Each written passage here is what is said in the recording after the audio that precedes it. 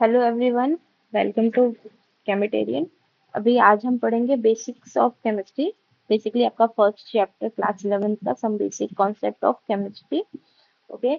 अगर हम basic concept की बात करें या इस चैप्टर की हाइलाइट्स की बात करें तो इस चैप्टर में हम बेसिकली मैटर्स के बारे में पढ़ते हैं, डाल्टन्स एटॉमिक थ्योरी पढ़ते हैं, concept of atom, molecule, element, compound and significant figure, SI units, derived units, law of chemical combination, mole concept, and then stoichiometry. Okay. तो इस चैप्टर का बेस बेसिकली इतने सारी चीजें हैं, इतनी सारी चीजें हमको इस चैप्टर के खत्म होने के बाद ज्यादा अच्छे से समझ में आएगी। सबसे पहला टॉपिक हमारा है इसमें मैटर। ओके। अगर हम मैटर की बात करें तो मैटर मतलब हमारे पास ऐसी कोई भी सब्सटेंस या ऐसी कोई भी स्पीसीज जिसके पास क्या हो, मास हो और वो स्पेस ऑक्युपाई करे। स्पेस ऑक्युपाई करने को हम बोलते हैं वॉल्यूम। ओके। तो ऐसा कोई भी सब्सटेंस जिसके पास मास और वॉल्यूम हो उसको हम क्या बोलते हैं, मैटर बोलते हैं। ठीक है। अब एक और फॉर्मूला होता है हमारा डेंसिटी का। तो डेंसिटी बराबर होता है मास बाय वॉल्यूम। तो टेक्निकली हमारे मैटर के पास तीन फिजिकल क्वांटिटीज होती है। कौन कौन सी? मास होता है, वॉल्यूम होता है और डेंसिटी होता है। ठीक है। अगर मैटर की बात करें तो मैटर थ्री फिजिकल स्टेट में मेनली रहते हैं, which is solid, liquid, gas. Okay. So matter के तीन फिजिकल स्टेट होते हैं। वैसे तो हमारे पास पांच स्टेट होते हैं। Fourth is plasma also, and fifth is Bose Einstein particles. But mainly हमारे मैटर्स तीन फिजिकल स्टेट में होते हैं, which is solid, liquid, gas. अगर हम बात करें chemical classification of matter, basically उसके कंपोजिशन के according chemical classification of matter, तो मैटर को दो क्लास में क्लासिफाई किया गया है, मिक्सचर और प्योर सब्सटेंस। ओके। अगर मुझे यहाँ पर इनको डिफाइन करना हो, जनरल डेफिनेशन देनी हो, तो प्योर सब्सटेंस क्या होते हैं जिसको हम फिजिकल प्रोसेस से सेपरेट नहीं कर सकते। ओके। मतलब फिजिकल प्रोसेस से अलग नहीं कर सकते। What is the physical process? तो जब तक हम किसी सब्सटेंस का कंपोजिशन नहीं बदलते हैं तब तक वो प्रोसेस हमारा फिजिकल प्रोसेस होता है। जैसे फॉर एग्जांपल बॉईल करना, मेल्ट करना, इवापोरेशन, या फिर छानना, फिल्टर करना, ये सब हमारा फिजिकल प्रोसेस होता है। तो प्योर सब्सटेंस के जो पार्टिकल्स होती है, जो उसमें सब्स्टिट्यूएंट होते हैं, उनको हम फिजिकल प्रोसेस से सेपरेट नहीं कर सकते। जबकि मिक्सचर को हम क्या कर सकते हैं, फिजिकल प्रोसेस से सेपरेट कर सकते हैं। ठीक है। मिक्सचर हमारे दो टाइप के होते हैं, होमोजीनस और हेट्रोजीनस। होमोजीनस में होमो मतलब होता है सेम और जीनस मतलब होता है टाइप। तो ऐसा मिक्सचर जो थ्रू आउट द मिक्सचर वो सेम टाइप का हो, वो हमारा होमोजीनस मिक्सचर होता है। जैसे फॉर एग्जाम्पल हम बात करें तो वाटर एंड शुगर। तो water and sugar is the homogeneous mixture. If we talk about heterogeneous mixture, hetero मतलब होता है डिफरेंट और जीनस मतलब होता है टाइप। तो ऐसा मिक्सचर जो थ्रू आउट द मिक्सचर हमको सेम नहीं दिखता है ना, उसकी properties through out the mixture same होती है, ऐसे मिक्सचर को हम बोलते हैं हेट्रोजीनस मिक्सचर। इसका एग्जाम्पल है हमारा वाटर एंड ऑयल। ओके। तो आप जब भी मिक्सचर देखते हो तो ऑयल क्या होता है, वाटर के ऊपर होता है। ठीक है। दोनों अच्छे से मिक्स नहीं होते हैं, मिक्सचर हमको अलग दिखता है, तो that is a heterogeneous mixture. अब हम बात करें प्योर सब्सटेंस की, तो प्योर सब्सटेंस को दो क्लास में फिर से क्लासिफाई किया गया है, that is element and compound. If we talk about element तो इसमें सारे एटम्स क्या होते हैं, सेम होते हैं। और कंपाउंड्स में एटम्स जो होते हैं डिफरेंट होते हैं, बट उनका रेशियो जो होता है वो क्या होता है, फिक्स होता है। ठीक है। Different atom in fix ratio, तो हमारे क्या होते हैं, कंपाउंड होते हैं। ठीक है। आगे एलिमेंट्स को भी और क्लासिफाई किया गया है और कंपाउंड्स को भी और क्लासिफाई किया गया है। मेटल्स को एलिमेंट्स को तीन क्लास में क्लासिफाई किया गया है, that is metals, non metals and metalloids. और अगर हम बात करें कंपाउंड्स को, तो कंपाउंड्स को भी दो क्लास में क्लासिफाई किया गया है, ऑर्गेनिक कंपाउंड और इनऑर्गेनिक कंपाउंड। ठीक है। एग्जाम्पल की बात करें तो पेंसिल, एयर, वाटर, ये सब क्या है, हमारे सब्सटेंस या मैटर के एग्जाम्पल है, जिसमें pencil is solid, air is gas and water is liquid. Okay. अगर हम बात करें कि जब भी हम किसी प्रॉपर्टी के बहुत सारे अमाउंट की बात करते हैं, बल्क लेवल मतलब बहुत अमाउंट की बात करते हैं, तो हम उसको बोलते हैं मैक्रोस्कोपिक लेवल। और अगर हम किसी कंपाउंड के छोटे अमाउंट की बात करते हैं, तब हम उसको बोलते हैं माइक्रोस्कोपिक लेवल। ओके। तो बल्क लेवल पर हमारे ये क्लासिफिकेशन है। मिक्सचर को हमने डिफाइन कर दिया था। तो मिक्सचर क्या होते हैं? जो टू और मोर सब्सटेंस से मिलकर बने होते हैं, जिनका कोई भी रेशियो हो सकता है। ठीक है, किसी भी रेशियो में जब हम दो सब्सटेंस को या उससे ज्यादा सब्सटेंस को मिला देते हैं, तब हमारा मिक्सचर बनता है। ठीक है। अगर मिक्सचर की बात करें तो मिक्सचर को हम फिजिकल प्रोसेस से सेपरेट कर सकते हैं। Physical process like filtration, crystallisation, distillation, इन सब से हम क्लासीफाई कर सकते हैं। होमोजीनस मिक्सचर में क्या होता है? सारे थ्रू आउट द मिक्सचर जो होता है, all component undergo complete mixing and forming a uniform. Uniform मतलब सेम टाइप ऑफ कंपोजिशन। ठीक है, जैसे एयर हो गया, शुगर सोल्यूशन हो गया। शुगर सोल्यूशन मतलब वाटर एंड शुगर। ठीक है, हेट्रोजीनस मिक्सचर में वही नहीं होता है। ओके। तो पूरा मिक्सचर यूनिफॉर्म वे में नहीं होता है। प्योर सब्सटेंस की बात करें तो प्योर सब्सटेंस में एलिमेंट का रेशियो क्या होता है? फिक्स होता है। ओके। और वो फिजिकल प्रोसेस से सेपरेट नहीं हो सकते। प्योर सब्सटेंस फिजिकल प्रोसेस से सेपरेट नहीं हो सकते हैं। एलिमेंट सिर्फ एक टाइप ऑफ एटम से मिलकर बना होता है, और कंपाउंड एक से ज्यादा टाइप ऑफ एलिमेंट से मिलकर बना होता है। उनका रेशियो फिक्स होता है। ठीक है। अब अगर बात करें कि सबसे पहली एटॉमिक थ्योरी कौन सी आई थी, तो सबसे पहली एटॉमिक थ्योरी थी डाल्टन्स एटॉमिक थ्योरी। ठीक है। ये कब आई थी? तो ये 1808 में आई थी। डाल्टन एक फिजिक्स के प्रोफेसर थे, और उन्होंने एटम्स की थ्योरी दी थी। उससे पहले हम एटम्स के बारे में बहुत ज्यादा डिटेल्स में नहीं जानते थे, मतलब कुछ भी नहीं जानते थे। तो एटम्स के बारे में फर्स्टली जो थ्योरी थी वो किसने दी थी? तो वो डाल्टन ने दी थी। ठीक है। उन्होंने क्या बताया था कि एटम क्या है? किसी भी एलिमेंट का सबसे स्मॉलेस्ट पार्टिकल। ठीक है। जो नेचर में कैसा होता है? न्यूट्रल होता है। और एलिमेंट की सारी प्रॉपर्टीज जो होती है वो किसकी वजह से होती है? एटम्स की वजह से होती है। और एटम्स जो होता है केमिकल रिएक्शन में पार्टिसिपेट करता है। अगर हम बात करें वर्ड एटम की, तो वो एटम मतलब होता है अनडिविजिबल और अनडिवाइडेबल। ओके। तो एटम जो है ग्रीक वर्ड एलमोस से आया है, जिसका मतलब होता है अनडिवाइडेड। ओके। और डाल्टन की एटॉमिक थ्योरी किस पे थी? लॉ ऑफ केमिकल कॉम्बिनेशन पर थी, जो हमको इस चैप्टर में आगे डिस्कस करना है। तो हम वहां पर डिस्कस करेंगे।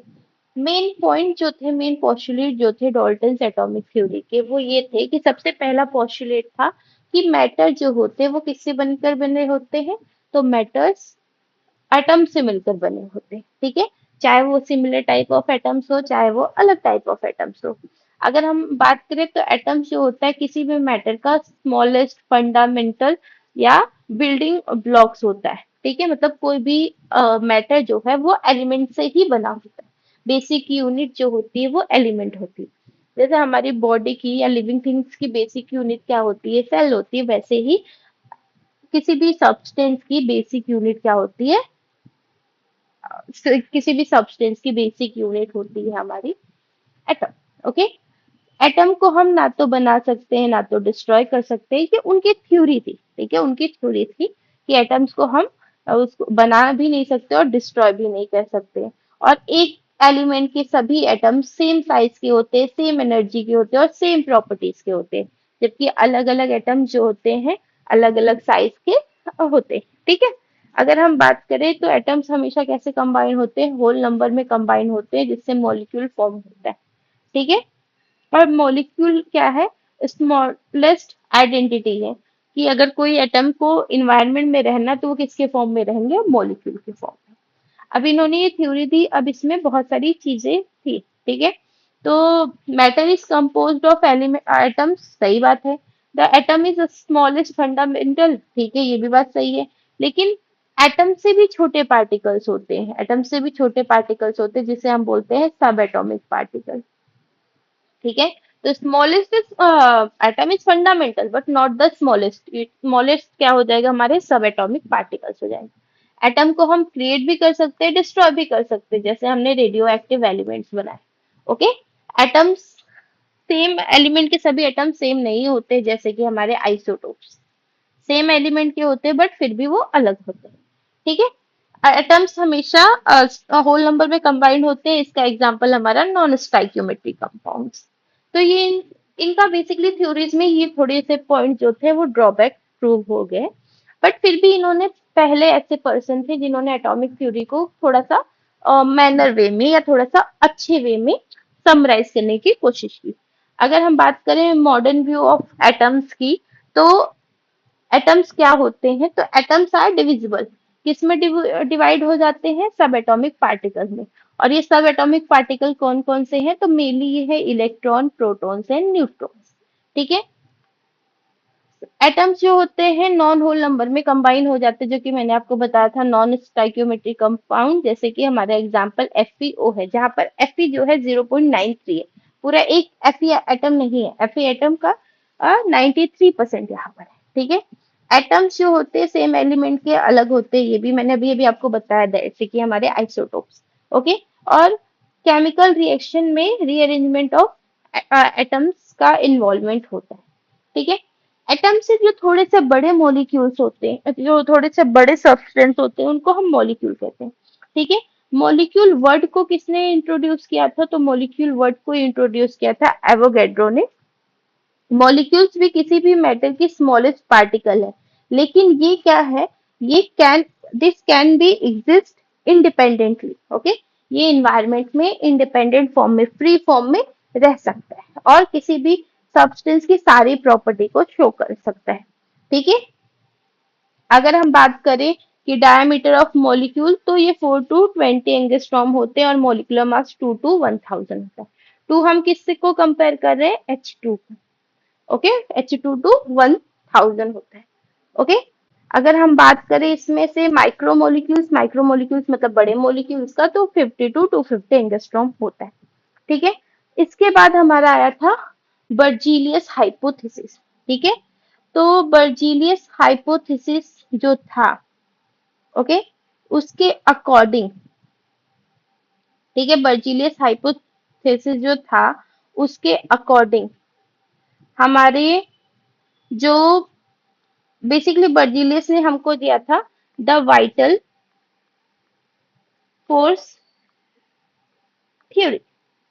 ओके, और बर्जीलियस का हाइपोथेसिस एक और हाइपोथेसिस था, विच इज यहाँ पर equal value volume of all gases contain same number of atom under the similar condition of temperature and pressure. ये भी एक बर्जीलियस का हाइपोथेसिस था। ठीक है, ये वाला हम उसमें पढ़ते कि एचटीपी में सभी के सभी गैसेस के एक मोल में कितने पार्टिकल होते हैं, एवोगैड्रो नंबर जितने पार्टिकल्स होते हैं। Okay, got this? Okay, so the next topic is physical quantities and their measurement. So अगर हम physical quantity को describe करने की कोशिश करें, तो हमको दो चीजें चाहिए होती है। एक तो चाहिए होती है उसकी numerical value और एक unit। ओके, विदाउट यूनिट हम किसी भी physical quantity को अच्छे से explain नहीं कर पाएंगे, और विदाउट numerical value हम उसकी quantities को अच्छे से measure नहीं कर पाएंगे। तो अगर हम बात करें कि कोई भी फिजिकल क्वांटिटी है, तो उसके मेजरमेंट के लिए हमको उसकी एक न्यूमेरिकल वैल्यू चाहिए होती है और एक यूनिट चाहिए होती है। अब ये जो न्यूमेरिकल वैल्यू और यूनिट है, ये आपस में क्या होनी चाहिए, तो ये प्रिसाइज होनी चाहिए और एक्यूरेट होनी चाहिए। तो प्रिसाइज हमको जब भी कोई वैल्यू निकलती है, तो जो मेजरमेंट की एवरेज वैल्यू होती है उसको हम क्या बोलते हैं, प्रिसाइज वैल्यू। ओके, तो जैसे अगर हमारे पास बहुत सारी वैल्यूज है, डिफरेंट मेजरमेंट है, तो जिसका एवरेज वैल्यू जो होगा वो हमारा क्या होगा, प्रिसाइज वैल्यू होगा। और एक्यूरेट वैल्यू जो मोस्ट लाइकली सबसे ज्यादा सही वैल्यूज हो, वो हमारी एक्यूरेट वैल्यू होती है। उसके लिए किसी भी मतलब फिजिकल क्वांटिटी की प्रिसाइज और एक्यूरेसी के लिए हम यूज करते हैं सिग्निफिकेंट फिगर। ओके, तो सिग्निफिकेंट फिगर इज लाइक कि कौन से फिगर्स हमारे लिए सिग्निफिकेंट, हमारे लिए इंपॉर्टेंट है, जिससे हम प्रिसाइज वैल्यू क्या कर पा रहे हैं, एक्सप्लेन कर पा रहे हैं। अगर इसकी बात करें तो हमारे पास कुछ रूल्स है डिटरमाइन करने के लिए। तो अगर हमारे किसी नंबर में सारे नॉन जीरो है, तो सारे नॉन जीरो डिजिट जो होते हैं वो क्या होते हैं, सिग्निफिकेंट होते हैं। और नॉन जीरो के बीच में जो जीरोस होते हैं वो भी क्या होते हैं, सिग्निफिकेंट होते हैं। जैसे इस में हमारा नॉन जीरो 6 और 3 है, और क्योंकि ये 0 0 नॉन जीरोस के बीच में है तो यहाँ पर हमारा टोटल सिग्निफिकेंट फिगर कितना हो जाएगा, 4 हो जाएगा। आगे अगर बात करें कि अगर हमारा जो जीरो है वो लेफ्ट हैंड साइड है किसके, नॉन जीरो के, तो वो सिग्निफिकेंट नहीं है।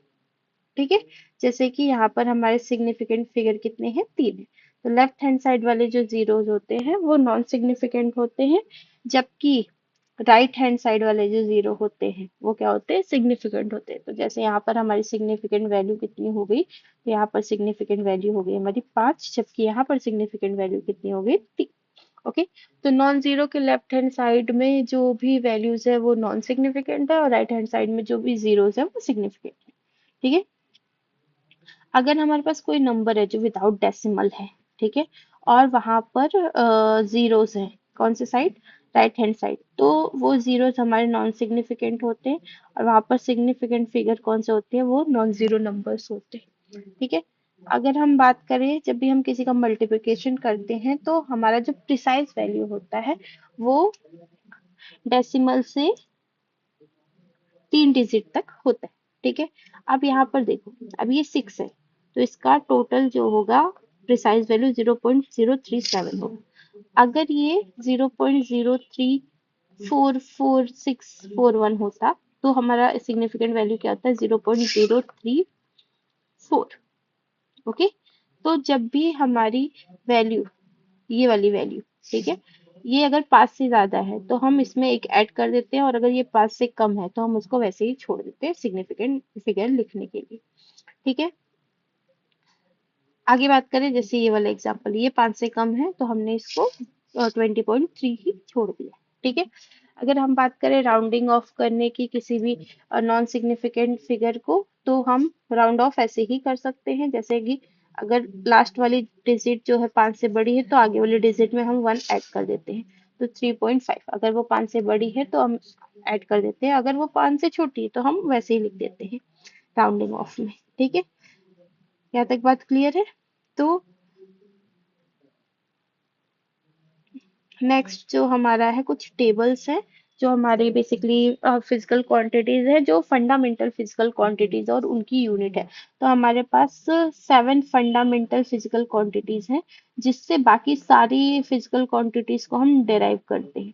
ठीक है, और ये 7 फंडामेंटल कौन कौन से हैं, तो length, mass, time, temperature, current, intensity, या फिर इसको हम बोलते हैं ल्यूमिनस इंटेंसिटी, और अमाउंट ऑफ सब्सटेंस। लेंथ की यूनिट मीटर, मास की unit kilogram, second, then temperature की यूनिट केल्विन, ऑफ कोर्स ये एसआई यूनिट है, करंट की यूनिट एम्पियर होती है, और ल्यूमिनस इंटेंसिटी की यूनिट क्या होती है, कैंडला होती है, और अमाउंट ऑफ सब्सटेंस की यूनिट क्या होती है, मोल होती है। ओके, तो ये 7 बेसिक एसआई यूनिट्स हैं। यहाँ तक बात क्लियर है। ओके, अगर हमको किसी भी सब्सटेंस को एक्सप्रेस करना हो, बेसिकली यहाँ पर सिग्निफिकेंट फिगर कितना है, तो लेफ्ट हैंड साइड के जीरो काउंट नहीं करते तो सिग्निफिकेंट फिगर 2 है। ठीक है, अब इसको हमको 10 की पावर में एक्सप्रेस करना है, तो अगर हम डेसिमल को राइट हैंड साइड शिफ्ट करते हैं, ठीक है, तो जितना शिफ्ट करेंगे उतना माइनस लगाएंगे। जैसे मैंने एक को 0.000, तो कितना शिफ्ट किया, 4 बार शिफ्ट किया, तो ये 10 to the power -4 हो गया। अगर इसी को मैं 6.9 ऐसे लिखा और मैं डेसिमल शिफ्ट कर रही हूँ इस साइड से, तो 1 2 3 4, तो अगर मैं ऐसे लिख रही हूँ 6.9, तो ये 10 to the power +4 हो जाएगा। तो अगर डेसिमल आप लेफ्ट हैंड साइड शिफ्ट कर रहे हो, ठीक है, लेफ्ट हैंड साइड शिफ्ट कर रहे हो, तो आप पॉजिटिव में 10 की पावर लिखो, और डेसिमल राइट हैंड साइड में शिफ्ट कर रहे हो तो निगेटिव में पावर लिखो। ठीक है, इसके बाद हमारे कुछ डिराइव यूनिट है, जैसे कि हमारा कॉन्सेंट्रेशन। कॉन्सेंट्रेशन होता है, कॉन्सेंट्रेशन बराबर होता है mass of solute upon mass of solution.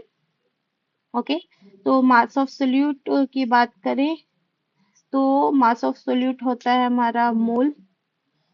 ठीक है, कॉन्सेंट्रेशन बराबर होता है mass of solute upon mass of solution. इसको थोड़ा सा और अच्छे से हम डिनोट करने की कोशिश करें तो कॉन्सेंट्रेशन बराबर होता है numbers of moles of solute divided by volume of solution। Mole, numbers of moles की यूनिट मोल हो गई, और वॉल्यूम ऑफ सॉल्यूशन की यूनिट मीटर क्यूब हो गई। ठीक है, तो ये हमारी यूनिट होती है। या फिर हम इसको अगर वॉल्यूम की यूनिट यहाँ पर लीटर कंसीडर कर रहे हैं तो मोल पर लीटर हमारी कॉन्सेंट्रेशन की यूनिट हो गई। वॉल्यूम जो होता है किसी भी सब्सटेंस द्वारा सब्सटेंस का ऑक्यूपाई स्पेस होता है, जो कि टेक्निकली लेंथ हाइट और विड्थ के मल्टीपल के बराबर होता है। तो metre metre metre, so it become metre cube. Density बराबर होता है मास बाय वॉल्यूम, ये हमने डिस्कस कर लिया था। मास की यूनिट केजी होती है और वॉल्यूम की यूनिट अभी मीटर क्यूब। सो केजी मीटर क्यूब जो होती है हमारी डेंसिटी की यूनिट होती है। वेलोसिटी बराबर होता है distance and time, distance is like length, तो लेंथ की यूनिट मीटर और टाइम की यूनिट सेकेंड, सो मीटर इनवर्स। ओके, एक्सीलरेशन की यूनिट होती है change in velocity and time. तो चेंज इन वेलोसिटी मतलब वेलोसिटी की यूनिट जो क्या है मीटर पर सेकेंड है। ठीक है, और टाइम की यूनिट सेकेंड इनवर्स है, सेकेंड है। तो ये हो जाएगा मीटर सेकेंड -2। फोर्स बराबर होता है mass and acceleration. Okay, mass and acceleration, mass की यूनिट होती है केजी और एक्सीलरेशन की यूनिट होती है, मास की यूनिट होती है केजी और एक्सीलरेशन की यूनिट होती है मीटर पर सेकेंड स्क्वायर। ओके, मीटर पर सेकेंड स्क्वायर। और जो केजी मीटर सेकेंड स्क्वायर है, ये हमारा किसके बराबर होता है, न्यूटन। तो फोर्स की एसआई यूनिट हमारी क्या होती है, न्यूटन होती है। प्रेशर की बात करें तो प्रेशर होता है फोर्स बाय एरिया, फोर्स की यूनिट केजी मीटर सेकेंड -2 और मीटर स्क्वायर, क्योंकि area is length multiply by height और length multiply by breadth, so m multiply by m become m square. Okay, तो केजी मीटर इनवर्स सेकेंड -2 जो होता है वो हमारी प्रेशर की एसआई यूनिट होती है, जिसको हम रिप्रेजेंट करते हैं पास्कल में। ठीक है, वर्क की बात करें तो वर्क होता है force multiply by displacement, force की यूनिट अभी अभी हमने देखी। ठीक है, और डिस्प्लेसमेंट जो होता है वो डिस्टेंस होता है टेक्निकली, तो KG metre square and second square, जिसको हम जूल में रिप्रेजेंट करते हैं। The next topic is law of chemical combination. तो अगर हम केमिकल कॉम्बिनेशन की बात करें तो उसमें क्या होता है, तो किसी भी केमिकल रिएक्शन में रिएक्टेंट्स कंबाइन होते हैं और रिएक्टेंट्स कंबाइन होकर किसका फॉर्मेशन करते हैं, प्रोडक्ट का फॉर्मेशन करते हैं। इस कॉम्बिनेशन रिएक्शन में जनरली जो लॉज लगते हैं उसे लॉ ऑफ केमिकल कॉम्बिनेशन कहते हैं। बेसिकली हमारे पास 5 लॉ ऑफ केमिकल कॉम्बिनेशन है, जिसमें से पहला लॉ है law of conservation of mass. So law of conservation of mass is given by Lavoisier and Lavoisier in 1774. Okay, और लैंड ऑल्ट ने इसको क्या करा था, वेरीफाई किया था। ठीक है, अगर हम कोई केमिकल रिएक्शन अज्यूम कर रहे हैं, जैसे यहाँ पर हमने मान लिया कि ए और बी हमारे रिएक्टेंट है और ये किस में कन्वर्ट हो रहे हैं, सी और डी प्रोडक्ट में कन्वर्ट हो रहे हैं। ठीक है, तो law of conservation of mass ये कहता है कि अगर ए और बी का मास जो है, टोटल मास जो रिएक्शन में इन्वॉल्व हो रहा है, वो सी और डी के टोटल मास के बराबर होना चाहिए। मतलब टेक्निकली किसी भी केमिकल रिएक्शन में मास का लॉस नहीं होना चाहिए, मास कंजर्व होना चाहिए। ठीक है, सो in a chemical reaction or in a chemical change, total mass of product is equal to the total mass of reactant. That means किसी भी केमिकल रिएक्शन में mass neither be created nor be destroy. ठीक है, अगर हम example के लिए बात कर लें तो हमने एक रिएक्शन लिखा जहां पर हमारा AgNO3 और NaCl कंबाइन हो रहा है, कंबाइन होके ये हमको क्या दे रहा है, AgCl और NaNO3 दे रहा है। तो द मास ऑफ AgNO3 और NaCl का जो भी सम होगा वो मास ऑफ AgCl और NaNO3 के बराबर होगा। ठीक है, तो इनका जो मास होगा वो आपस में क्या होगा, बराबर होगा। यही law of conservation of mass है। ठीक है, किसी भी केमिकल रिएक्शन में मास हमेशा कंजर्व होता है, हम उसे क्रिएट भी नहीं कर सकते हैं और डिस्ट्रॉय भी नहीं कर सकते इन अ सर्टेन केमिकल रिएक्शन। इसके एक्सेप्शन है न्यूक्लियर रिएक्शन, क्योंकि न्यूक्लियर रिएक्शन में मास क्रिएट भी होता है और न्यूक्लियर रिएक्शन में मास डिस्ट्रॉय भी होता है। So law of conservation of mass is not applicable for the nuclear reaction. अगर हम सेकेंड लॉ की बात करें तो सेकेंड लॉ है लॉ ऑफ डिफिनिट और कांस्टेंट कंपोजिशन या प्रपोर्शन। सो डिफिनिट और कांस्टेंट का मतलब क्या होता है, फिक्स। प्रपोर्शन का मतलब क्या होता है, रेशियो होता है। जैसे अगर हम इस लॉ की बात करें तो इसको प्राउस्ट ने जोसेफ ट्राउस्ट ने दिया था 1779 में। ओके, तो अगर हम इस लॉ की बात करें तो जैसे फॉर एग्जांपल हम वाटर की बात करें, ठीक है, तो अगर मैं रेन वाटर की बात करी तो रेन वाटर का फॉर्मूला H2O होता है। अगर मैं रिवर वाटर की बात कर रही हूँ तो उसका भी फॉर्मूला H2O होता है। अगर मैं वाटर लैब में प्रिपेयर कर रही हूँ तो उसका भी फॉर्मूला H2O होता है। और अगर मैं टैप वाटर की बात कर रही हूँ तो उसका भी फॉर्मूला H2O होता है। तो टेक्निकली अगर हम वाटर को डिफरेंट डिफरेंट सोर्स से ऑब्टेन कर रहे हैं फिर भी उसका कंपोजिशन क्या होता है, सेम होता है हमेशा।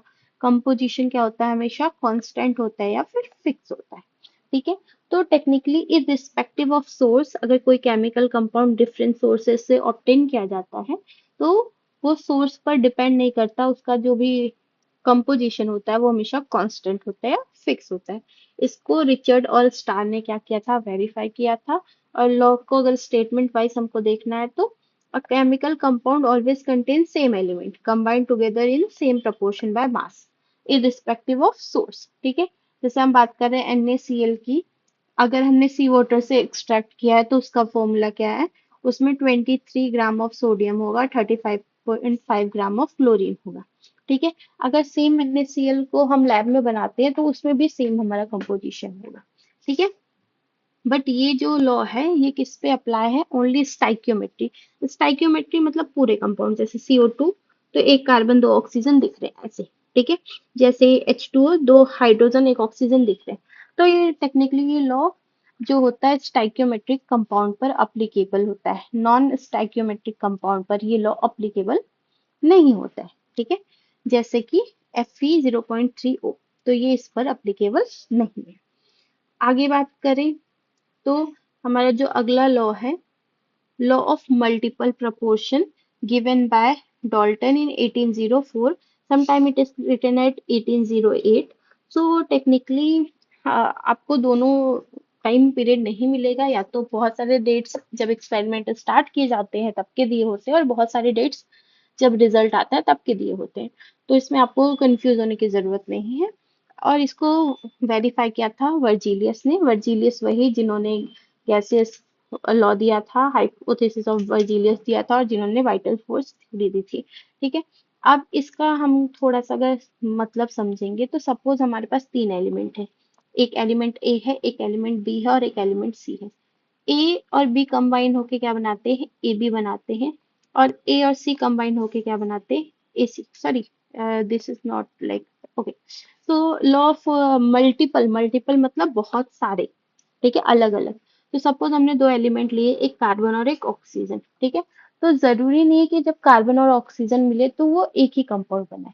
जैसे अगर मैंने 12 पोर्शन ऑफ कार्बन लिया है और 32 पोर्शन ऑफ ऑक्सीजन लिया है, ये मैं एटॉमिक वेट के अकॉर्डिंग कर रही हूँ, तो हमारा कंपाउंड बनेगा CO2। लेकिन सपोज मैंने 12 पोर्शन ऑफ कार्बन लिया है और 16 पोर्शन ऑफ ऑक्सीजन लिया है, तो हमारा क्या बनेगा, CO बनेगा। मतलब दो सेम एलिमेंट आपस में कंबाइन होके मल्टीपल कंपाउंड बना सकते हैं। कॉमन चीज क्या है कि जो इनका रेशियो होगा वो एक सिंपल रेशियो होगा, मतलब या तो एक ऑक्सीजन लोगे या तो दो या तो तीन या तो चार ऐसे। ठीक है, तो उनका रेशियो जो होगा वो सिंपल होल नंबर रेशियो होगा। ओके, तो अब क्या कह सकते हो इसमें, different weights of an element combined with fixed weight of another element we are a simple ratio, simple whole number ratio. ठीक है, जैसे हमने ये वाला एग्जांपल देख लिया, तो यहाँ पर ऑक्सीजन का रेशियो 1:2 है। ठीक है, बट इससे ना हमारे जो कंपाउंड्स होते हैं वो सेम टाइप के कंपाउंड्स बनने चाहिए। ठीक है, ओके, तो इसके हमारे कंपाउंड जो होते हैं वो सेम टाइप के बनने चाहिए। फॉर एग्जांपल हमने नाइट्रोजन और ऑक्सीजन लिया, तो नाइट्रोजन को हमने फिक्स कर दिया कि नाइट्रोजन हमारे पास कितना है, 28 है। तो हम ऑक्सीजन को 16 ले सकते हैं, तो हमारा कंपाउंड बन जाएगा N2O। हमने नाइट्रोजन को 28 रखा, इसको 32 रख दिया, तो हमारा बन जाएगा N2O2। ठीक है, नाइट्रोजन को 28 रखा, इसको रख दिया 40, तो हमारा बन जाएगा N2O3। नाइट्रोजन को 28 रख दिया और इसको हो, तो ये हमारा N2O4। तो ये आपस में कैसा रेशियो, 1:2:3:4। ठीक है, तो ये हमारा लॉ ऑफ मल्टीपल प्रोपोर्शन है। नेक्स्ट लॉ जो है हमारा लॉ ऑफ रेसिप्रोकल प्रोपोर्शन है। ये किसने दिया था? तो ये प्रपोज बाय रिचटर इन 1792 और वेरीफाइड बाय स्टार। ओके, और वेरिफिकेशन कौन किया है लॉ का, वो ज्यादा पूछता नहीं है, मोस्ट लाइकली कि किसने दिया है लॉ वो पूछता है। हाँ, अब अगर इस लॉ की बात करें तो सपोज हमारे पास तीन एलिमेंट है, ए, बी और सी। ए और बी आपस में कंबाइन होके एक कंपाउंड बनाएंगे ए बी, और ए और सी आपस में कंबाइन होके एक कंपाउंड बनाएंगे ए सी। ठीक है, तो जब भी बी और सी आपस में कंबाइन होगा तो इनका जो कॉमन एलिमेंट है ए, उसको ध्यान में रखें, उसके रेशियो में ही कंबाइन होगा और हमको एक कंपाउंड बनाएगा बी सी। ठीक है, तो एग्जाम्पल के लिए हम समझ लेते हैं कि हमने हाइड्रोजन ले लिया है, क्लोरीन ले लिया और सोडियम ले लिया। हाइड्रोजन और क्लोरीन मिलके HCl बना रहे हैं, मतलब 1:35.5। और हाइड्रोजन और सोडियम मिलके क्या बना रहे हैं? NaH बना रहे हैं, मतलब 23:1। ठीक है, तो जब भी क्लोरीन और सोडियम कंबाइन होंगे तो हाइड्रोजन का रेशियो कॉमन लेके ये क्या करेंगे? NaCl का फॉर्मेशन करेंगे, 23:35.5, लाइक दैट वे। ओके, सो वो अगर हम लॉ की बात करें तो when two different element undergo combination with same weight of a third element, the ratio of which they combine with either be same or simple multiple of the ratio। Okay, जैसे ये same ratio है। Okay, अगर हम बात करें तो इसको हम बोलते हैं लॉ ऑफ इक्विवेलेंट प्रोपोर्शन। ठीक है, यहाँ पर क्या होता है, जो एलिमेंट होते हैं वो उनके इक्विवेलेंट वेट के टर्म में कंबाइन होते हैं। What is the equivalent weight? I will tell you. Okay, later. तो अभी फिलहाल इतनी बातें क्लियर हो गई है। आगे बढ़ते हैं, जो हमारा नेक्स्ट लॉ है, law of combination of volume. ये फिफ्थ लॉ है, गिवन बाय गैलूसैक। ठीक है, और ये किस पे अप्लाई होता है? तो ये गैसेस पे अप्लाई होता है। तो टेक्निकली जब कोई केमिकल रिएक्शन होती है और उसमें गैसेस पार्ट लेती है, ठीक है, तो गैसेस जो होंगी वो कैसे पार्ट लेंगी? तो गैसेस पार्ट लेंगी in the form of their volume. तो जो गैसेस पार्ट लेती हैं उनका जो वॉल्यूम का रेशियो होता है वो क्या होता है? वो हमेशा होल नंबर का रेशियो होता है। और अगर प्रोडक्ट भी गैस है तो सिमिलर कंडीशन पे वो उनका रेशियो होल नंबर का रेशियो होगा। ठीक है, तो when gases react with each other they bear a simple whole number ratio with one another as well as the product under condition of same temperature and pressure। तो इनका ratio कितना हो जाएगा? 1:1 रेशियो 2। तो ये हमारे 5 लॉ ऑफ केमिकल कॉम्बिनेशन है, और आप लोगों को होप से ये पांचों लॉ क्लियर हो गए हों। जो हमारा नेक्स्ट लॉ है वो उसको हम बोलते हैं एवोगैड्रोस लॉ। अगर अगर हम एवोगैड्रोस लॉ को एक्सप्लेन करना चाहें तो इसको समझना है कि अगर हम सिमिलर कंडीशंस की बात करें, ठीक है, सिमिलर टेम्परेचर और प्रेशर की बात करें, तो हर गैस के जो इक्वल वॉल्यूम होते हैं उनमें नंबर्स ऑफ मॉलिक्यूल्स बराबर होते हैं। जैसे अगर हम बात करें कि सेम टेम्परेचर पे हमारे पास 2 लीटर हाइड्रोजन गैस है और 2 लीटर ऑक्सीजन गैस है, तो दोनों में नंबर्स ऑफ पार्टिकल जो भी होंगे एक्स और एक्स वो आपस में बराबर होंगे। ठीक है, तो इक्वल वॉल्यूम जो होगा हमेशा सिमिलर टेम्परेचर और प्रेशर पर क्या होते हैं गैसेस के, सिमिलर टेम्परेचर और प्रेशर पे उनके नंबर्स ऑफ मॉलिक्यूल्स क्या होते हैं? बराबर होते हैं। ठीक है, अंडर सिमिलर टेम्परेचर और pressure equal volume of gases contain equal numbers of particles और इक्वल नंबर्स ऑफ मॉलिक्यूल्स। अब इससे क्या होता है? तो इससे हम मोलिकुलर मास डिराइव कर सकते हैं गैस का। इसके अलावा हम एटॉमिसिटी भी निकाल सकते हैं। एटॉमिसिटी इज लाइक कि एक मॉलिक्यूल में कितने एटम हैं। जैसे हाइड्रोजन की एटॉमिसिटी 2 होती है और हीलियम की एटॉमिसिटी 1 होती है। ठीक है, अगर फास्फोरस की बात करें तो फास्फोरस की एटॉमिसिटी 4 होती है। तो एक मॉलिक्यूल में कितने एटम्स होते हैं वो एटॉमिसिटी से डिफाइन किया जाता है। तो हम इस लॉ का यूज करके एटॉमिसिटी भी डिराइव कर सकते हैं। इसके अलावा हम मॉलिक्यूलर मास और वेपर डेंसिटी में रिलेशन भी निकाल सकते हैं। तो मॉलिक्यूलर मास जो होता है वो वेपर डेंसिटी के डबल के बराबर होता है, और हम इससे ग्राम मॉलिक्यूलर वॉल्यूम भी डिराइव कर सकते हैं। ओके, तो अगर एवोगैड्रो नंबर की बात करें तो एवोगैड्रो नंबर जो होता है टेक्निकली एक काउंटिंग नंबर है जिसकी वैल्यू होती है 6.023 इंटू 10⁻23, जिसको हम Na से या N0 से रिप्रेजेंट करते हैं। ठीक है, और अगर हम बात करें कि किसी भी गैस में, किसी भी गैस के, ओके, किसी भी गैस के 1 मोल में कितना वॉल्यूम होता है, तो 1 मोल का वॉल्यूम होता है 22.4 लीटर।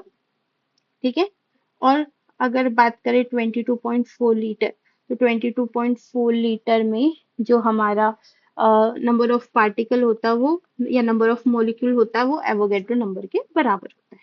ठीक है, Avogadro number of gas occupy 22.4 या 22400 ml। ओके, तो 22.4 लीटर या 2240 ml जो होता है वॉल्यूम ऑक्यूपाई करता है एसटीपी पे। थोड़ा सा करेक्शन करेंगे, अभी एसटीपी की वैल्यू 22.7 हो गई है, but if it is given in the question तब आप 22.7 लगाएंगे, अदरवाइज हम कैलकुलेशन 22.4 पे करेंगे। ठीक है, यहाँ तक बात क्लियर है। इसके अलावा हमारे पास एक लॉसमिक नंबर भी होता है जिसकी वैल्यू 2.68 इंटू 10⁻⁻19 होती है। ठीक है, और reciprocal of Avogadro number is called as Avogadro gram. Okay, so 1 by 6.023 into 10 to the power 23 is avogram. Okay, so technically एक मोल का वॉल्यूम होता है 22.4 लीटर एसटीपी पर, जिसमें अन्य पार्टिकल होते हैं या जिसका वॉल्यूम 22400 ml होता है। ठीक है, अभी ये वैल्यू चेंज होकर 22.7 हो गई है, बट अगर क्वेश्चन में गिवन होगा तब भी आप 22.7 यूज करेंगे, otherwise you have to use 22.4। Okay, got this. अब आते हैं चैप्टर के सबसे इंपॉर्टेंट पॉइंट, मोल। तो मोल क्या है? तो मोल एक यूनिट है, एसआई यूनिट है। ठीक है, और किसकी यूनिट है? तो अमाउंट ऑफ सब्सटेंस की है। किसी भी मैटर की बात करें वो छोटे छोटे एटम्स या मॉलिक्यूल से बना होता है। ठीक है, तो उस मैटर में अमाउंट ऑफ सब्सटेंस वो जिससे बना है उसकी क्वांटिटी जानने के लिए हम मोल की यूनिट की यूज करते हैं। तो मोल इज एक वेरी स्मॉलर यूनिट, और एक मोल की यूनिट को हम डिफाइन कर सकते हैं कि उसमें 6.023 इंटू 10⁻23 पार्टिकल्स होते हैं। वो पार्टिकल्स क्या हो सकते हैं? तो जनरली हमारे सब्सटेंस या तो एटम्स के बने होते हैं, या तो मॉलिक्यूल्स के बने होते हैं, या तो आयंस के बने होते हैं जनरली। तो एक मोल में किसी भी सब्सटेंस के इतने एटम्स, मॉलिक्यूल्स या आयन हो सकते हैं। ठीक है, depending on the depending on the amount. Okay, अगर हम बात करें मोल को, तो मोल को हम मास से रिलेट कर सकते हैं और वॉल्यूम से भी रिलेट कर सकते हैं। तो मोल बराबर होगा, अगर हमको उसको मास से रिलेट करना हो तो मास बाय मोलिकुलर मास, और अगर हमको वॉल्यूम से रिलेट करना होगा तो मोल बराबर होगा given volume given volume divided by given volume divided by 22.4। Okay, और ये वॉल्यूम किसमें? लीटर में, तो हम उसको रिलेट कर सकते हैं। तो मोल बराबर क्या होता है? Weight by molecular mass. Weight of a substance किसमें? ग्राम में, और molecular mass of the substance. ठीक है, तो इसलिए हम इसको क्या बोलते हैं? ग्राम मोलिकुलर मास भी बोलते हैं। ठीक है, ग्राम मोलिकुलर मास भी बोलते हैं। अगर वॉल्यूम में करना है तो volume of substance in litre divided by 22.4। ठीक है, अगर हम एग्जांपल की बात करें तो a mole of any substance N2 stand for, उसमें कितने मॉलिक्यूल्स हैं? तो एवोगैड्रो नंबर जितने मॉलिक्यूल्स हैं। नाइट्रोजन के एटम कितने हैं? तो एक मॉलिक्यूल में 2 एटम है, तो इतने मॉलिक्यूल में 2 इंटू इतने एटम होंगे। कितना वेट है? तो नाइट्रोजन का वेट होता है, नाइट्रोजन का एटॉमिक वेट होता है 14, N2 का हो जाएगा 28, तो इसमें 28 ग्राम ऑफ नाइट्रोजन है। और अगर इसका वॉल्यूम की बात करें तो एक मोल का वॉल्यूम 22.4 लीटर एसटीपी पर होता है। ठीक है, अगर हमको टोटल नंबर फाइंड करना है तो नंबर्स ऑफ अगर मॉलिक्यूल आइडेंटिफाई करना है तो मोल मल्टीप्लाई बाय एन। अगर नंबर्स ऑफ एटम फाइंड करना है तो mole multiply by N multiply by number of atoms present in one molecule. जैसे मैं पूछूं P4, तो अगर मेरे पास 1 मोल P4 है तो 1 multiply by Avogadro number multiply by 4, क्योंकि एक मॉलिक्यूल के अंदर 4 एटम है, तो जितने मॉलिक्यूल आपको जितने एटम्स है उतना मल्टीप्लाई कर देना। अगर मुझे total number of electrons find करना है तो mole multiply by N multiply by number of electron. जैसे मैं बोलूँ मेरे पास 2 मोल ऑफ N3- है, टोटल इलेक्ट्रॉन बताओ। तो मोल कितने हो गए? 2 मल्टीप्लाई बाय एन। इलेक्ट्रॉन कितने हो गए? तो नाइट्रोजन के पास 7 इलेक्ट्रॉन, -3 का मतलब 3 आया, तो मल्टीप्लाई बाय 10, इतने इलेक्ट्रॉन्स हो जाएंगे। अगर मुझे चार्ज फाइंड करना है तो mole multiply by N multiply by charge on ion, कितना चार्ज है? -3, मल्टीप्लाई बाय ये एक इलेक्ट्रॉन के चार्ज की वैल्यू है 1.6 इंटू 10⁻⁻19 कूलम। ठीक है, अगर मास की बात करें तो मास को हम कैसे एक्सप्रेस कर सकते हैं? तो टर्म्स ऑफ एटम्स और मॉलिक्यूल एक्सप्रेस कर सकते हैं। एटम के मास को हम बोलते हैं एटॉमिक मास, जिसका मॉडर्न स्केल जो होता है वो कार्बन 12 पर बेस्ड है। ठीक है, तो अगर हम किसी एटम का मास निकालना है तो हमको क्या करना है? कार्बन 12 के कार्बन 12 का के 1/12 मास से कंपेयर कर लेना है। ठीक है, तो उसका क्या हो जाएगा, मोलिकुलर एटॉमिक मास हो जाएगा। ठीक है, तो mass of one element divided by carbon 12 का मास मल्टीप्लाई बाय 12। ठीक है, तो अगर हम बात करें कि हम एटॉमिक मास को किस में एक्सप्लेन करते हैं, तो उसको हम जनरली रिप्रेजेंट करते हैं ग्राम में। ठीक है, जिसको हम ग्राम एटॉमिक मास बोलते हैं या ग्राम एटम बोलते हैं। और अगर हम बात करें कि अगर हमको ग्राम एटम जो निकालना है एटॉमिक मास, तो E multiply by V. E is equivalent weight, V is valency. Atomic mass अगर हमको निकालना है स्पेसिफिक हीट के टर्म में, तो 6.4 divided by specific heat is specific heat in calorie, जिसको हम बोलते हैं डोलोंग पेटिट लॉ। ठीक है, तो अगर हमारे कुछ मास की यूनिट की बात करें, तो हमारी एक यूनिट होती है एटॉमिक मास यूनिट AMU, जिसकी वैल्यू होती है 1.67 इंटू 10⁻⁻24 ग्राम। ठीक है, ये एक रिप्रेजेंटेटिव वैल्यू होती है, और जो हमारी बताती है कि कितना मास किसी भी एलिमेंट का है। ठीक है, तो ये 1.66 इंटू 10⁻⁻24 एक्चुअल मास है, और ये हमारा रिलेटिव मास है जिसको हम एटॉमिक यूनिट में रिप्रेजेंट करते हैं। कुछ इंपॉर्टेंट एलिमेंट जिसके मास हमको याद होने चाहिए वो हैं, जैसे कि हाइड्रोजन 1 AMU, या फिर AMU की जगह हम U भी यूज कर सकते हैं, यूनिफाइड यूनिट, या फिर हम ग्राम भी यूज कर सकते हैं, रिलेटिव यूनिट। ठीक है, ऑक्सीजन का करेंगे तो ये होता है 16, नाइट्रोजन का करेंगे तो 14, सल्फर का करेंगे तो 32, सोडियम का 23, क्लोरीन का 35.5, कार्बन का 12। ठीक है, ये कुछ ऐसे एलिमेंट है जिसका वेट हमको याद रखना है। अदरवाइज बाकी सबका आपको धीरे धीरे याद होगा, नहीं तो क्वेश्चन में गिवन होगा। अब बात करते हैं अगला टॉपिक जो है हमारा एवरेज एटॉमिक मास। तो कुछ ऐसे एलिमेंट्स होते हैं जो आइसोटोप्स के फॉर्म में मिलते हैं। आइसोटोप्स मतलब जिनके एटॉमिक नंबर सेम होते हैं बट मास नंबर डिफरेंट होते हैं। जैसे अगर हम बात करें हाइड्रोजन, तो हाइड्रोजन के 3 आइसोटोप मिलते हैं, 1H1, 1H2, 1H3। 1H1 is known as protium, 1H2 is known as deuterium, 1H3 is known as tritium। ठीक है, तो हमारे पास 3 आइसोटोप हैं, प्रोटियम, ड्यूटेरियम और ट्रिटियम। ठीक है, तो ये अब हमको अगर हाइड्रोजन का वेट निकालना है तो हम किसका निकालेंगे, तो ये कंफ्यूजन आ जाएगी। तो इसको दूर करने के लिए हम एवरेज आइसोटोपिक मास निकालते हैं, इसको हम एवरेज एटॉमिक मास भी बोलते हैं। ठीक है, तो M1 जो होगा पहले आइसोटोप का वेट होगा, और A जो होगा उसका परसेंटेज अकरेंस होगा। M2 दूसरे आइसोटोप का वेट होगा, B उसका परसेंटेज अकरेंस होगा। M3 जो होगा तीसरे का होगा, और C उसका परसेंटेज अकरेंस होगा, और divided by the percentage occurrence. ठीक है, तो इससे हम एवरेज एटॉमिक मास निकाल सकते हैं। इसके बाद आता है हमारा मॉलिक्यूलर मास। तो किसी भी एलिमेंट में, किसी भी कंपाउंड में या किसी भी मॉलिक्यूल में जितने भी एलिमेंट्स प्रेजेंट होते हैं, सबके एटॉमिक मास का सम उनका मॉलिक्यूलर मास होता है। जैसे मैंने फॉर एग्जांपल लिखा Na2SO4, तो सोडियम का मास 23 होता है, दो एटम है तो 23 इंटू 2, प्लस सल्फर का मास 32 होता है, ऑक्सीजन का मास 16 मल्टीप्लाई बाय 4, तो ये 46 प्लस 32,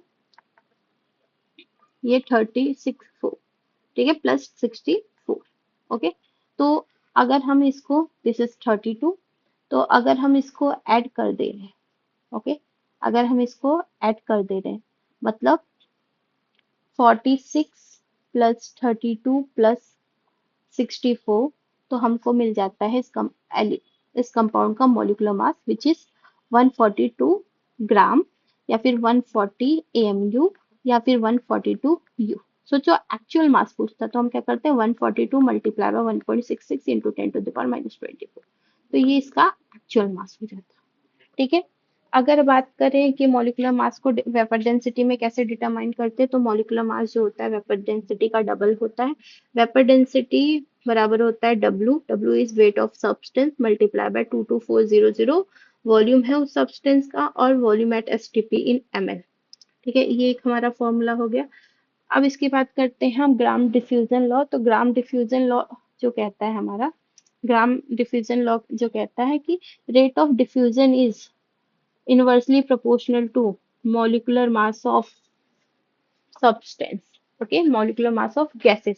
डिफ्यूजन मतलब आपको पता ही होगा, गैसेस का हायर कॉन्सेंट्रेशन से लोअर कॉन्सेंट्रेशन की तरफ जाना। जैसे कि हम परफ्यूम को स्प्रे करते हैं तो वो जहां पर लोअर कॉन्सेंट्रेशन ऑफ परफ्यूम है वो उस जगह पर जाता है।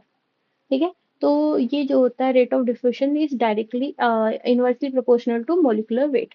तो अगर हमारे पास दो गैसेस है R1 एंड R2, तो हमारा ग्राम डिफ्यूजन आ जाएगा M2/M1। ठीक है, अगर हम बात करें कॉलिगेटिव प्रॉपर्टीज की, तो ये हमारा कॉलिगेटिव प्रॉपर्टीज है। यहाँ पर पाई इज ऑस्मोटिक प्रेशर है।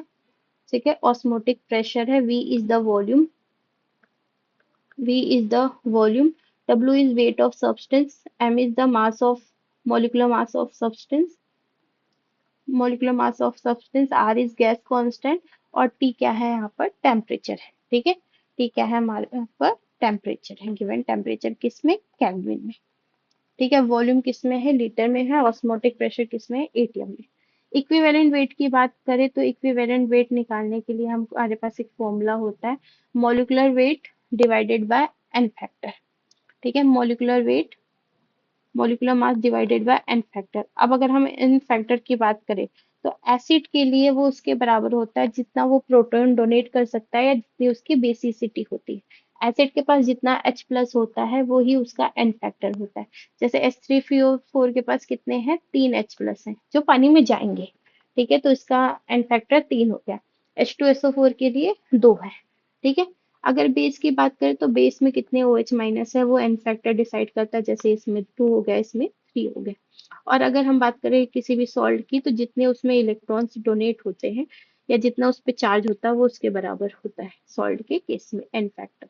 ठीक है, अगर कंपाउंड की बात करें तो कंपाउंड या सॉल्ट की बात करें तो molecular weight upon their valency. ठीक है, या फिर आप किसी की भी वैलेंसी निकाल लो, केटायन की या एनायन की, तो आपको उससे क्या मिल जाएगा, एन फैक्टर मिल जाएगा। जैसे यहाँ Ca2 प्लस, तो कार्बन की कैल्शियम की वैलेंसी 2 है। यहाँ AlCl3 प्लस, मतलब Al की वैलेंसी +3 है।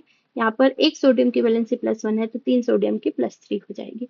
रेडॉक्स रिएक्शन की बात करें तो उसका इक्विवेलेंट वेट निकलता है molecular weight by total change in oxidation number. ठीक है, जितने का भी चेंज हो। जैसे कि MnO4 की बात करें तो एसिडिक मीडियम में MnO4 कन्वर्ट होता है Mn2 प्लस में। तो यहाँ पर इसका ऑक्सीडेशन स्टेट +7 और इधर +2, तो +7 से +2 में 5 का चेंज होता है। ओके, बेसिक मीडियम में कन्वर्ट होता है MnO4 माइनस में, यहाँ ऑक्सीडेशन स्टेट +6 है, तो कितने का चेंज, 1 का चेंज। न्यूट्रल मीडियम में कन्वर्ट होता है MnO2 का, और ऑक्सीडेशन स्टेट में चेंज कितना, +7 से +4, 3 का चेंज। ठीक है, अगर हम बात करें कोई हमारे पास एसिडिक सॉल्ट है तो उसमें जितने हमारे H प्लस रिप्लेसेबल होते हैं, ओके, जितने H प्लस रिप्लेसेबल होते हैं वही हमारा क्या होता है, एन फैक्टर होता है। ठीक है, जैसे हमने CaOH को होल वाइज लिखा और यहाँ पर हमने कंपाउंड बनाया CaHPO4, तो इसका इक्विवेलेंट वेट कितना हो जाएगा, मॉलिक्यूलर वेट बाय 1, क्योंकि इसके पास 1 रिप्लेसेबल H प्लस है। ओके, जितने रिप्लेस हो चुके, सॉरी, जितने रिप्लेस हो चुके, तो H3 में 3 थे, 3 में से 2 रिप्लेस हो गए, तो एन फैक्टर कितना हो जाएगा, 2, तो मॉलिक्यूलर वेट बाय 2। ठीक है, अगर हम हाइड्रोजन डिस्प्लेसमेंट मेथड की बात करें तो इक्विवेलेंट वेट बराबर होता है weight of the compound multiply by 11200, ये वॉल्यूम होता है, फिर volume of hydrogen gas at NTP. Oxide formation method की बात करें तो वेट ऑफ मेटल और weight of oxygen multiply by 8, और इससे बहुत क्वेश्चन होते हैं। ठीक है, तो वेट ऑफ ऑक्सीजन निकालना है तो वेट ऑफ मेटल ऑक्साइड और वेट ऑफ मेटल आप बाहर निकाल लोगे तो आपको वेट ऑफ ऑक्सीजन आ जाएगा। ठीक है, इसके अलावा क्लोराइड मेथड भी सेम होता है, weight of metal divided by weight of chloride into 35.5। यहाँ पर 8 क्यों रखा है, क्योंकि ऑक्सीजन का इक्विवेलेंट वेट 8 होता है, और यहाँ पर 35.5 रखा है क्योंकि क्लोरीन का इक्विवेलेंट वेट 35.5 होता है। इसके अलावा डबल डिकम्पोजिशन मेथड होता है, equivalent weight of salt taken, weight of salt taken.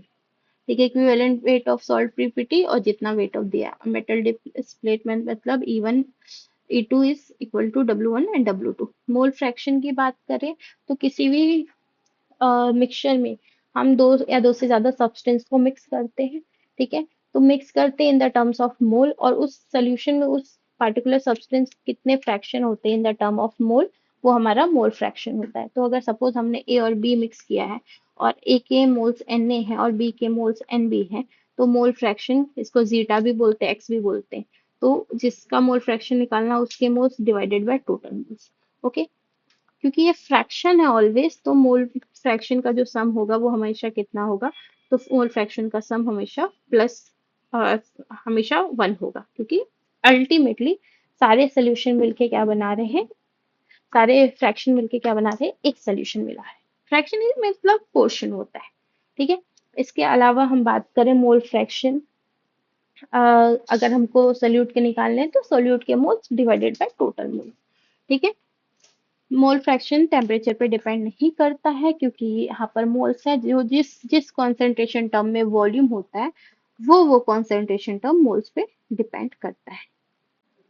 हमारा जो अगला टॉपिक है वो chemical equilibrium, sorry chemical equation and stoichiometric relation है। तो सबसे पहले हम समझते हैं कि what is the stoichiometric coefficient. तो अगर मैंने कोई बैलेंस केमिकल रिएक्शन लिखा है, जैसे मैंने N2 प्लस 3H2 और 2NH3 लिखा है, तो सबसे पहले हमारा इक्वेशन बैलेंस होना चाहिए उस पर स्टाइक्योमेट्री लगाने के लिए। और ये जो हमारे मॉलिक्यूल्स के आगे नंबर्स लिखे हैं, ठीक है, यही हमारे क्या होते हैं, तो इसको हम बोलते हैं स्टाइक्योमेट्रिक कोएफिशिएंट, ठीक है। इसको हम बोलते हैं स्टाइक्योमेट्रिक कोएफिशिएंट, ओके। अगर हम इन स्टाइक्योमेट्रिक कोएफिशिएंट की बात करें तो इससे हम इनके सब्सटेंस में रिलेशन निकाल सकते हैं। अगर स्टाइक्योमेट्रिक कोएफिशिएंट की बात करें तो ये हमको रिप्रेजेंट करते हैं कि हमारा स्टाइक्योमेट्रिक अमाउंट कितना है रिएक्टेंट और प्रोडक्ट का। अब इसमें ना हम एक और चीज आती है लिमिटिंग रिएजेंट, जिसको हम एलआर बोलते हैं। तो किसी भी केमिकल रिएक्शन में जो सब्सटेंस सबसे पहले खत्म हो जाता है या पूरी तरीके से कंज्यूम हो जाता है वो हमारा एलआर होता है। और जो एलआर होता है वही डिसाइड करता है कि रिएक्शन में प्रोडक्ट कितना बनेगा, क्योंकि वो पहले खत्म हो जा रहा है। तो उसी के बेसिस पे हमारा जो प्रोडक्ट का है उसका फॉर्मेशन होगा, ठीक है। अगर हमको स्टाइक्योमेट्री सॉल्व करनी है तो सबसे पहले हमको रिएक्शन बैलेंस चाहिए, और इसको सॉल्व करने का बहुत सिंपल सा तरीका है। तो आपको एक साइड लिखना है गिवन और एक साइड लिखना है आस्क, और एक रिलेशन निकालनी है रिएक्शन के अकॉर्डिंग और एक रिलेशन निकालनी है आपके क्वेश्चन के अकॉर्डिंग, ठीक है। अगर हमारा एक से ज्यादा वैल्यू गिवन है तो हम किस पे लगाएंगे, एलआर पर, और एलआर जो पहले खत्म हो जाता है। अभी हम इस पे क्वेश्चन करेंगे तो आपको थोड़ा सा क्लियर होगा, ठीक है। इसके अलावा हम बात करें तो स्टाइक्योमेट्री हमेशा किस पे लगती है, तो स्टाइक्योमेट्री हमेशा बैलेंस रिएक्शन पे लगती है, जिससे हम क्या कर सकते हैं, वेट बाय वेट रिलेशन निकाल सकते हैं, वेट बाय वॉल्यूम रिलेशन निकाल सकते हैं, वॉल्यूम और वॉल्यूम रिलेशन निकाल सकते हैं, और वेट वॉल्यूम और एनर्जी का रिलेशन निकाल सकते हैं। बट हम कंपेयर किसको कर सकते हैं, तो मोल को कंपेयर कर सकते हैं, वॉल्यूम को कंपेयर कर सकते हैं स्टाइक्योमेट्रिक कोएफिशिएंट से। बट हम मास को डायरेक्टली कंपेयर नहीं कर सकते, ठीक है। तो आपको इतनी सी बात क्लियर हो गई होगी, तो हम क्वेश्चन थोड़े से सॉल्व करते हैं, तब आपको ज्यादा अच्छे से क्लियर होगा पूरे मोल कॉन्सेप्ट के क्वेश्चन। तो सपोज कि पहला क्वेश्चन है, 1 फैराडे वाज टू बी इतना कुलम्बिक इंस्टेड ऑफ इतना, क्योंकि एक फैराडे की वैल्यू इतनी होती तो उतनी की जगह उतना होगा, तो इलेक्ट्रॉन पर चार्ज कितना होगा। तो हमको पता है कि 1 मोल इलेक्ट्रॉन के पास कितना चार्ज होता है, 1 फैराडे चार्ज होता है, और 1 फैराडे का मतलब कितना चार्ज होता है, 96500 कूलम चार्ज होता है। लेकिन अब भी 1 मोल पर फैराडे की वैल्यू बदल के 60230 हो गई। तो 1 मोल इलेक्ट्रॉन पर चार्ज कितना होगा, इतना कूलम चार्ज होगा।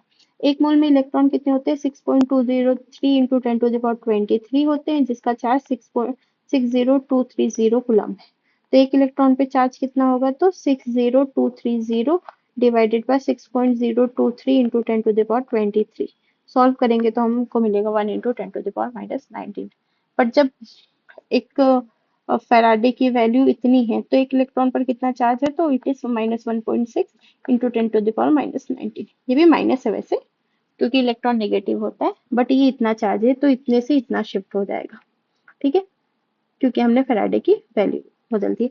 If a piece of copper weight इतना, तो how many atoms does it contain. तो कॉपर का एटॉमिक वेट होता है 33.5, ठीक है। तो मोल बराबर होता है given weight which is 0.635 divided by 63.5, तो हमारा आ जाएगा 0.1, ठीक है, 0.1। और इसमें पार्टिकल्स कितने होंगे, तो एवोगेड्रो नंबर जितने होंगे तो हमारे पार्टिकल्स आ जाएंगे, तो ये 0.01, तो हमारे पार्टिकल्स कितने आ जाएंगे, तो ये 10 टू द पावर -2 मोल हो गया, और एवोगेड्रो नंबर से हमने मल्टीप्लाई कर दिया तो हमारा पार्टिकल आ गया 6.023 into 10 to the power 21 atoms. Third question हमारा है calculate the number of oxygen atom 88 gram. ठीक है, तो 88 डिवाइडेड बाय 44, तो हमारे कितने मोल्स आए, 2 मोल्स आए।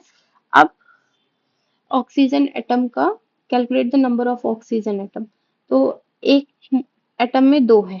ठीक है, तो 2 moles multiply by Avogadro multiply by 2, तो हमारे कितने हो गए, 4 Na ऑक्सीजन एटम है, 4 मोल्स ऑफ ऑक्सीजन एटम है, या 4 Na, जब इसको मल्टीप्लाई करेंगे तो इतने ऑक्सीजन एटम है। अब पूछा what would be the mass of CO having the same number of oxygen, तो एक मोल ऑक्सीजन का में एक मोल CO प्रेजेंट है, तो 4 मोल में 4 मोल ऑफ CO प्रेजेंट होगा, तो total mass of CO is 12 plus 16, 12 is the atomic weight of carbon and oxygen, तो हमारा ये जो सोल्यूशन होगा वो 112 ग्राम हो जाएगा। अगला क्वेश्चन है क्वेश्चन बेस्ड ऑन रिएक्शन जो स्टाइकियोमेट्रिक है, तो मेटेलिक टिन जो है वो HCl में प्रेजेंट है और ऑक्सीडाइज हो रहा है K2Cr2O7 सोल्यूशन को स्टैनिक क्लोराइड में। What is the volume of deci normal dichromate solution would be reduce by, तो हमको सबसे पहले सोल्यूशन इक्वेशन बनाना है, तो ये हमारा इक्वेशन बन गया। ठीक है, ये पूरा इंटायर इक्वेशन बन गया। आपको गिवन क्या है, तो 1 ग्राम ऑफ एसएन गिवन है। ठीक है, 1 ग्राम ऑफ एसएन गिवन है और एसएन का जो एटॉमिक वेट होता है वो 180.7 होता है। ठीक है, तो अगर हम इस इक्वेशन को ध्यान से रखेंगे तो K2Cr2O7 require 1 gram of SN, तो यहाँ से डायरेक्टली आप देखो, पहले हमको गिवन लिखना है, तो गिवन इज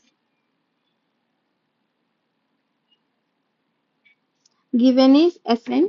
ठीक है, Sn कितना, 3 Sn give us 2, okay, 2K2Cr2O7 according to equation, तो 1 Sn will give us 2 by 3 K2Cr2O7।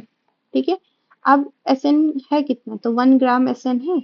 ठीक है, Sn है कितना, 1 ग्राम ऑफ Sn है। ठीक है, तो 1 ग्राम को हम कन्वर्ट करेंगे, तो it converted into 1 divided by 118.7।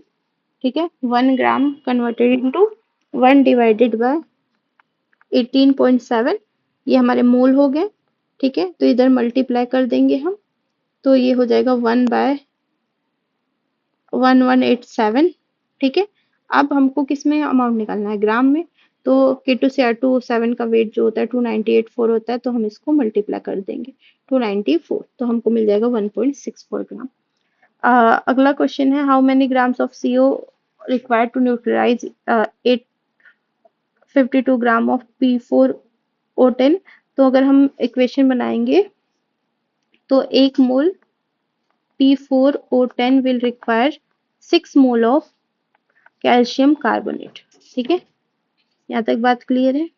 Okay, अब अगर हम बात करें 852, तो फास्फोरस का वेट 31 होता है, तो इसमें कितने मोल्स हो जाएंगे, तो 3 मोल ऑफ P4O10 हो जाएंगे। तो 1 मोल के लिए 6 मोल चाहिए, तो 3 मोल के लिए कितना चाहिए, तो 6 multiply by 3 mole of calcium carbonate चाहिए, तो 6 मल्टीप्लाई बाय 3 18 मोल चाहिए। और अगर ग्राम की बात करेंगे तो कैल्शियम ऑक्साइड का वेट कितना होता है, तो कैल्शियम का 40 प्लस 16 इज लाइक 56, तो 18 मल्टीप्लाई बाय 56 ग्राम चाहिए होगा हमको कैल्शियम ऑक्साइड, और 18 multiply by 56 is 1008 gram of calcium oxide will require. ठीक है, find the weight of iron which will be converted into oxide by the action of 18 gram of steam, तो 3 mole, okay, given is steam, तो 4 mole H2O will give us 3 mole of Fe, तो 1 mole give us 3/4 mole of Fe, और हमारे पास कितना है, 18 ग्राम, 18 ग्राम मतलब 1 ही मोल होता है, और Fe का वेट होता है 56। ठीक है, तो अगर हम इसको मल्टीप्लाई करेंगे तो हमको कितना आ जाएगा, 42 ग्राम। ठीक है, तो होप सो आपको ये क्लास समझ में आई होगी। Okay, so we will meet soon.